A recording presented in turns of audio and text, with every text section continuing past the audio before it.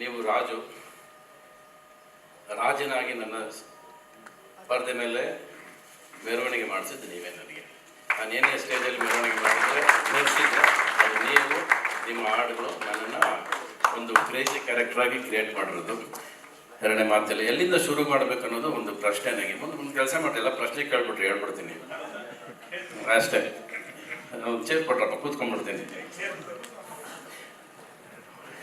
ಒಟ್ಟಲ್ಲಿ ಇಲ್ಲಿ ಬಂದ ತಕ್ಷಣ ರಾಜೇಂದ್ರ ಸಿಂಗ್ ಬಾಬು, ನಮ್ಮ ಶಶಾಂಕ್, ನಮ್ಮ ನಂಜಂಡೇಗೌಡರು ಎಲ್ಲರೂ ನೋಡಿ ಖುಷಿ ಆಯಿತು. ತುಂಬ ದಿವಸ ಆಗಿತ್ತು ನೋಡಿ ನಿಮ್ಮನ್ನು.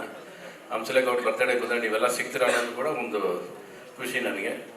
ಈ ಸಿನಿಮಾ ಇಂಡಸ್ಟ್ರಿ ಎಲ್ಲ ನೋಡಿ ಎಷ್ಟೋ ದಿವಸ ಆಗೋಯ್ತು. ಇದು ಸಿನಿಮಾ ಇಂಡಸ್ಟ್ರಿ ಕಾಣಿಸ್ತಿರೋದು ಇವಾಗ ನನಗೆ ಅನ್ನಿಸ್ತಾ ಇದೆ.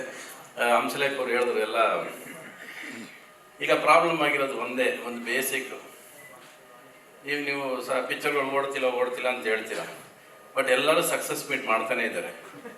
ಕರೆಕ್ಟಾ? ಎಲ್ಲರೂ ಸಕ್ಸಸ್ ಮೀಟ್ ಮಾಡ್ತಾರೆ. ಪ್ರತಿ ವಾರ ಸಕ್ಸಸ್ ಮೀಟ್ ನಡೀತಾನೆ ಇದೆ. ಬಹುಶಃ ಮೇಲಿರೋನು ಕನ್ಫ್ಯೂಸ್ ಆಗ್ಬಿಟ್ಟಿದೆ, ಸಕ್ಸಸ್ ಯಾವುದು ಅಂತ ಅವನಿಗೆ ಗೊತ್ತಿಲ್ಲ ಇವಾಗ. ಅದೇ ಸಕ್ಸಸ್ ಏನೋ, ಜಾಸ್ತಿ ಕೊಡೋದು ಬೇಡ ಅಂತ ಅಲ್ಲಿಗೆ ನಿಲ್ಲಿಸ್ಬಿಟ್ಟವನೆಲ್ಲ.